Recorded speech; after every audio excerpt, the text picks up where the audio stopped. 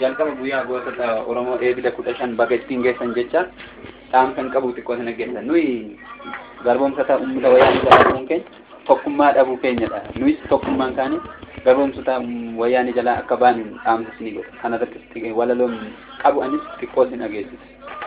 Kottaa qeerroon bilisummaa jabaadhaa mootummaa wayyaaneef xumuratti godhaa. Abaa'oo siwaama sinfaarsa gumaa gootota Oromoo situ gumaa baasa.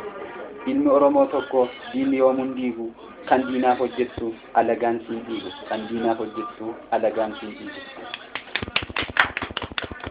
Gootawwan keenya yoomuun yaadannaa maqaa isaanii ol qabaa dhiigaan barreessinaa kai Oromoo wayyaaneedhaan raasna tokkummaan jabaannee bilisa wal baafna. Injifannoon uummata Oromoo.